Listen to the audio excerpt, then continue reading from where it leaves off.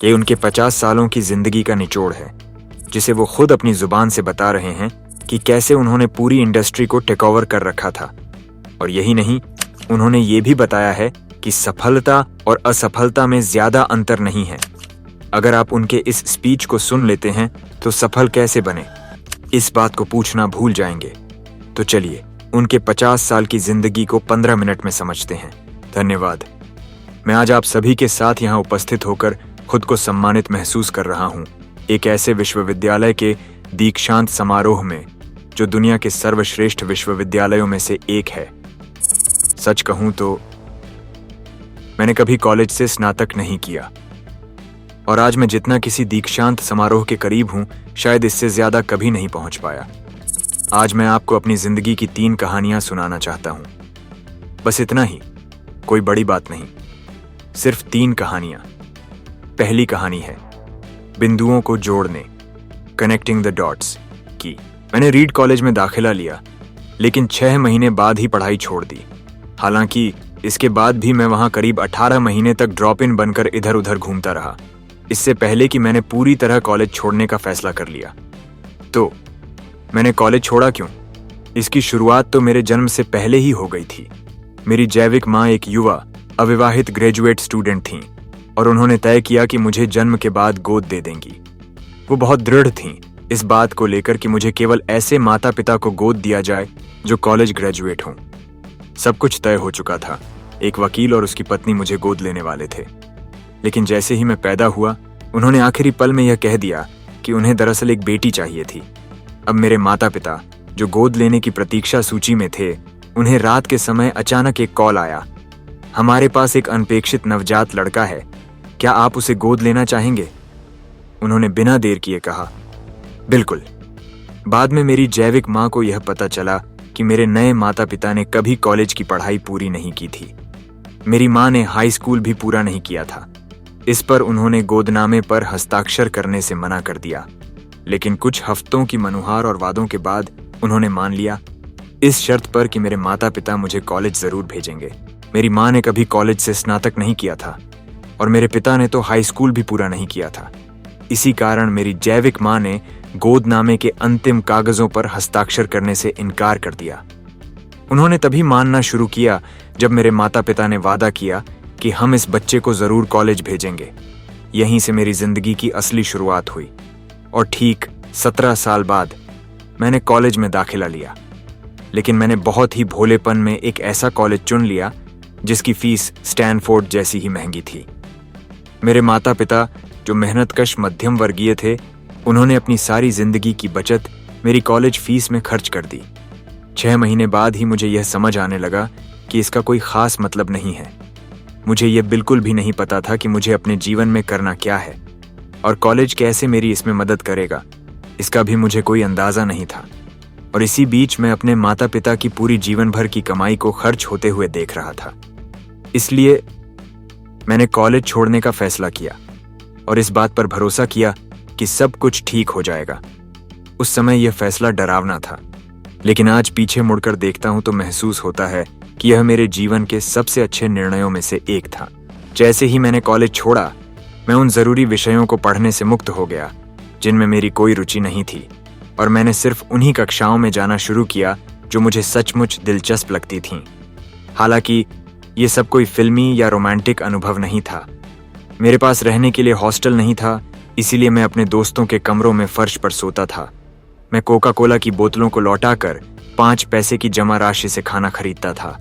हर रविवार की रात मैं 7 मील पैदल चलकर टाउन के दूसरे छोर पर स्थित हरे कृष्ण मंदिर में जाता था, क्योंकि वहां मुझे हफ्ते का एक अच्छा और भरपेट भोजन मिल जाता था।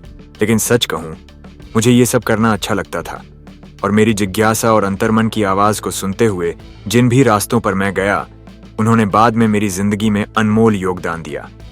एक उदाहरण देता हूं, रीड कॉलेज उस समय शायद पूरे देश में सबसे अच्छा कैलीग्राफी, सुलेख कला सिखाने वाला कॉलेज था।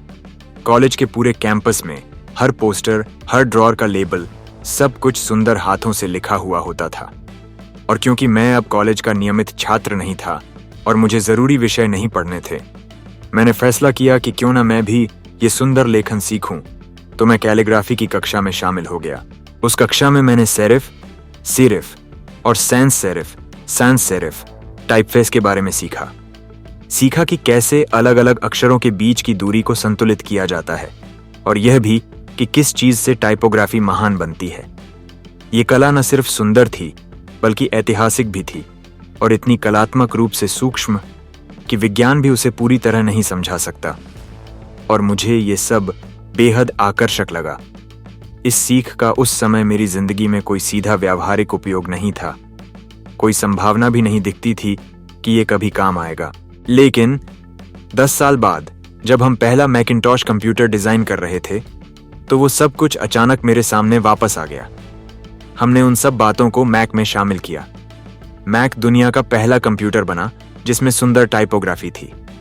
अगर मैंने कभी कॉलेज में उस एक कैलीग्राफी क्लास में जाना शुरू न किया होता, तो शायद मैक में अलग अलग टाइपफेस या प्रोपोर्शनल स्पेसिंग वाले फ़ॉन्ट्स कभी नहीं होते।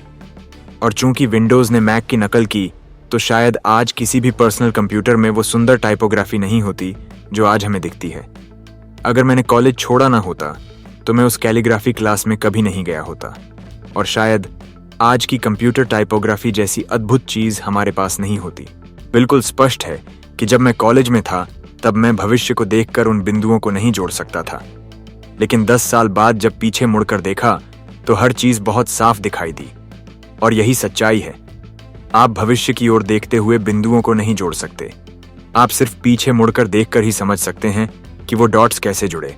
इसलिए आपको किसी न किसी चीज़ पर भरोसा करना होगा, अपने विश्वास पर, अपने दिल की आवाज़ पर, अपने कर्म, किस्मत या जीवन की दिशा पर, कुछ भी। लेकिन भरोसा होना चाहिए कि एक दिन ये सारे डॉट्स जुड़ेंगे, और यही विश्वास आपको अपने दिल की राह पर चलने की हिम्मत देगा, चाहे वो रास्ता कितना भी अलग क्यों ना हो। और यही चीज़ आपके जीवन में सबसे बड़ा फर्क लाएगी। मेरी दूसरी कहानी है प्रेम और खोने की। मैं खुशकिस्मत था कि मैंने बहुत जल्दी ही वो चीज़ खोज ली थी जिसे मैं सच्चे दिल से करना चाहता था। Steve Wozniak. और मैंने एप्पल की शुरुआत मेरे माता पिता के गैराज से की थी जब मैं सिर्फ 20 साल का था। हमने बहुत मेहनत की, और सिर्फ 10 सालों में एप्पल 2 लोगों के गैराज से बढ़कर $2 अरब की कंपनी बन चुकी थी, जिसमें 4000 से ज्यादा कर्मचारी थे। 1 साल पहले ही हमने अपनी सबसे बेहतरीन क्रिएशन मैकिंटॉश को लॉन्च किया था, और मेरी उम्र तब 30 साल की हो चुकी थी। और फिर मुझे कंपनी से निकाल दिया गया। अब सोचिए, जिस कंपनी की शुरुआत आपने खुद की हो, उसी से आपको निकाला जा सकता है। हुआ यूं कि जब एप्पल तेजी से बढ़ रही थी, तो हमने एक ऐसे व्यक्ति को कंपनी चलाने के लिए नियुक्त किया जिसे मैं बहुत प्रतिभाशाली मानता था। शुरुआत में सब कुछ अच्छा चला, लेकिन धीरे धीरे हमारी भविष्य की सोच अलग अलग दिशाओं में जाने लगी। आखिरकार हमारे बीच मतभेद इतना बढ़ा कि मामला कंपनी के बोर्ड तक पहुंच गया, और उन्होंने उसका साथ दिया। तो 30 साल की उम्र में मैं बाहर था, और वो भी सबके सामने, पब्लिकली। जिस काम पर मैंने अपनी पूरी जवानी लगा दी थी, वो मुझसे छिन चुका था, और यह सब कुछ मेरे लिए बहुत ही तोड़ देने वाला अनुभव था। कई महीनों तक मैं ये समझ ही नहीं पाया कि अब मुझे करना क्या है। मुझे ऐसा लगा जैसे मैंने उन सभी उद्यमियों को नीचा दिखा दिया है जिन्होंने अपनी पीढ़ी से ये मशाल मुझे सौंपी थी, और मैंने उसे गिरा दिया। मैं डेविड पैकार्ड और बॉब नॉइस से मिला और उनसे माफ़ी मांगने की कोशिश की कि मैंने सब कुछ बिगाड़ दिया। मैं एक सार्वजनिक असफलता बन चुका था, और मैंने तो यहाँ तक सोच लिया था कि शायद मुझे सिलिकॉन वैली ही छोड़ देना चाहिए। लेकिन धीरे धीरे एक चीज़ अंदर से जागने लगी कि मुझे आज भी वही काम करना उतना ही पसंद है। एप्पल से जो हुआ, उसने मेरे काम के प्रति मेरे प्यार को एक पल के लिए भी नहीं बदला। मुझे ठुकरा दिया गया था, लेकिन मैं उस काम से अब भी प्यार करता था। तो मैंने फैसला किया सब कुछ फिर से शुरू करने का। तब मुझे समझ नहीं आया, लेकिन आज कह सकता हूं कि एप्पल से निकाला जाना मेरी जिंदगी में होने वाली सबसे बेहतरीन चीज थी। सफलता का बोझ हट गया था, और उसकी जगह आ गई थी एक नवागंतुक की हल्की स्वतंत्रता, जो हर चीज के बारे में निश्चित नहीं होता, लेकिन उत्साह से भरा होता है। इसने मुझे अपनी जिंदगी की सबसे रचनात्मक, क्रिएटिव अवस्था में पहुंचा दिया। अगले 5 सालों में मैंने एक कंपनी शुरू की जिसका नाम था नेक्स्ट, एक और कंपनी शुरू की, पिक्सार, और एक अद्भुत महिला से प्रेम हो गया जो आगे चलकर मेरी पत्नी बनी। पिक्सार ने आगे चलकर दुनिया की पहली कंप्यूटर एनिमेटेड फीचर फिल्म बनाई जिसका नाम था टॉय स्टोरी, और आज पिक्सार दुनिया का सबसे सफल एनिमेशन स्टूडियो बन चुका है। फिर समय ने एक हैरान कर देने वाला मोड़ लिया। एप्पल ने नेक्स्ट को खरीद लिया और मैं वापस एप्पल लौट आया। हमने नेक्स्ट में जो टेक्नोलॉजी विकसित की थी वही आज एप्पल के नए युग की नींव है। और लॉरीन, मेरी पत्नी, और मैंने मिलकर एक सुंदर परिवार बनाया। मुझे पूरा यकीन है कि ये सब कुछ शायद कभी नहीं होता अगर मुझे एप्पल से निकाला नहीं गया होता। वो एक कड़वी दवा थी, लेकिन शायद मरीज को इसकी जरूरत थी। कई बार जीवन आपके सिर पर ईंट से वार करता है, लेकिन अपना विश्वास मत खोइए। मुझे आज भी पूरा यकीन है कि जिस एक चीज ने मुझे आगे बढ़ने की ताकत दी वो थी मेरा उस काम से प्रेम जो मैं करता था। आपको वो चीज जरूर ढूंढनी चाहिए जो आप सच्चे दिल से करते हैं, और ये उतना ही सच है काम के लिए जितना कि प्रेम में पड़ने के लिए। आपका काम आपके जीवन का एक बहुत बड़ा हिस्सा भर देगा, और सच्चा संतोष पाने का केवल एक ही तरीका है, ऐसा काम करना जिसमें आपको विश्वास हो कि ये महान है, और महान काम करने का एकमात्र तरीका है उससे प्रेम करना। अगर आपने अब तक वो नहीं पाया है तो ढूंढते रहिए, समझौता मत कीजिए। दिल की बातों में जब आप उसे पाएंगे आप खुद जान जाएंगे, और हर महान रिश्ते की तरह वो साल दर साल और गहराता जाता है। तो ढूंढते रहिए, समझौता मत कीजिए। मेरी तीसरी कहानी मृत्यु के बारे में है। जब मैं 17 साल का था तो मैंने एक कोट उद्धरण पढ़ा जो कुछ यूं था, अगर तुम हर दिन ऐसे जियो जैसे वो तुम्हारा आखिरी दिन हो तो एक दिन तुम जरूर सही साबित होगे। इसने मुझ पर गहरा असर डाला, और तब से यानी पिछले 33 वर्षों से मैं हर सुबह आईने में देखता हूं और खुद से एक सवाल पूछता हूं, अगर आज मेरी जिंदगी का आखिरी दिन होता तो क्या मैं वही करता जो मैं आज करने जा रहा हूं? और जब लगातार कई दिनों तक जवाब नहीं होता तब मैं जान जाता हूं कि मुझे कुछ बदलने की जरूरत है। मुझे आज तक जीवन में बड़े निर्णय लेने में सबसे ज्यादा मदद इसी सोचने की है कि मैं भी जल्दी ही मरने वाला हूं, क्योंकि जीवन की लगभग हर चीज, चाहे वो बाहरी अपेक्षाएं हों, घमंड हो या असफलता और शर्मिंदगी का डर, मौत के सामने आते ही गायब हो जाती है, और बचता है सिर्फ वही जो सच में मायने रखता है। याद रखना कि हम सब एक दिन मरने वाले हैं। इससे बेहतर तरीका कोई नहीं है जो आपको इस भ्रम से बाहर निकाल सके कि आपके पास कुछ खोने को है। आप पहले ही नग्न हैं, तो अपने दिल की सुनने से मत डरिए। करीब 1 साल पहले मुझे कैंसर होने का पता चला। सुबह 7:30 बजे मेरी स्कैनिंग हुई और उसमें साफ दिखाई दिया कि मेरे पैंक्रियाज पर एक ट्यूमर है। सच कहूं तो मुझे ये भी नहीं पता था कि पैंक्रियाज क्या होता है। डॉक्टरों ने बताया कि ये लगभग निश्चित रूप से ऐसा कैंसर है जो असाध्य होता है, और मैं शायद 3 से 6 महीने से ज्यादा नहीं जी पाऊंगा। मेरे डॉक्टर ने मुझे कहा, घर जाओ और अपने सारे काम निपटा लो, जो कि डॉक्टरों की भाषा में होता है मरने की तैयारी करो। इसका मतलब होता है उन बातों को अपने बच्चों से कह देना जिन्हें आप अगले 10 सालों में धीरे धीरे कहना चाहते थे, अब बस कुछ महीनों में कह डालो। इसका मतलब होता है हर चीज इतनी सुलझा दीजिए कि आपके परिवार को बाद में कोई परेशानी न हो। इसका मतलब होता है विदाई के लिए तैयार हो जाओ। मैं पूरे दिन उस रिपोर्ट के साथ जीता रहा, और उसी शाम मेरी बायोप्सी हुई, जहां उन्होंने एक एंडोस्कोप मेरे गले से नीचे डाला। वो मेरे पेट से होते हुए आंतों तक पहुंचा, और फिर एक सुई से मेरे पैंक्रियाज में जाकर ट्यूमर से कुछ कोशिकाएं निकालीं। मुझे उस वक्त बेहोश किया गया था, लेकिन मेरी पत्नी वहां मौजूद थीं, और उन्होंने मुझे बाद में बताया कि जब डॉक्टरों ने माइक्रोस्कोप में उन कोशिकाओं को देखा तो वे रो पड़े, क्योंकि वो निकला एक बहुत ही दुर्लभ प्रकार का पैंक्रियाज कैंसर जो सर्जरी से ठीक हो सकता था। मैंने सर्जरी करवाई और भगवान की कृपा से अब मैं ठीक हूं। ये अब तक का सबसे निकटतम अनुभव था जब मैं सचमुच मौत का सामना कर रहा था, और मैं आशा करता हूं कि आने वाले कुछ दशकों तक फिर कभी इतना करीब न जाना पड़े। इस अनुभव से होकर गुजरने के बाद आज मैं आपसे कुछ थोड़ी ज्यादा स्पष्टता और सच्चाई से कह सकता हूं, उस वक्त से ज्यादा जब मृत्यु सिर्फ एक विचार हुआ करती थी। कोई भी मरना नहीं चाहता, यहां तक कि वो लोग भी जो स्वर्ग जाना चाहते हैं वो भी मरकर वहां नहीं जाना चाहते। लेकिन फिर भी मृत्यु वो मंजिल है जहां हम सभी को पहुंचना है।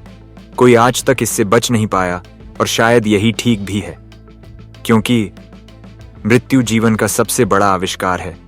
ये जीवन का परिवर्तन लाने वाला उपकरण है। ये पुराने को हटाती है ताकि नए के लिए रास्ता बन सके। इस समय नया आप हैं, लेकिन ज्यादा समय नहीं बीतेगा। और आप भी धीरे धीरे पुराने बन जाएंगे और आपको भी साफ कर दिया जाएगा। माफ कीजिए अगर ये सुनने में नाटकीय लगे, लेकिन यह सच है। आपका समय सीमित है, तो इसे किसी और की जिंदगी जीने में बर्बाद मत करिए। डॉगमा के जाल में मत फंसिए, यानी दूसरों की सोच के नतीजों को अपनी जिंदगी बनाकर मत जी लीजिए। दूसरों की राय की आवाज को इतनी तेज मत होने दीजिए कि वो आपकी भीतर की आवाज को दबा दे। और सबसे जरूरी बात, अपने दिल और अपने इंट्यूशन, अंतःप्रेरणा की सुनने की हिम्मत रखिए, क्योंकि वो पहले से जानते हैं कि आप सच में क्या बनना चाहते हैं। बाकी सब दूसरी चीजें हैं गैर जरूरी। जब मैं जवान था तो एक बहुत ही अद्भुत प्रकाशन हुआ करता था जिसका नाम था द होल अर्थ कैटलॉग। हमारी पीढ़ी के लिए यह किसी धार्मिक ग्रंथ से कम नहीं था।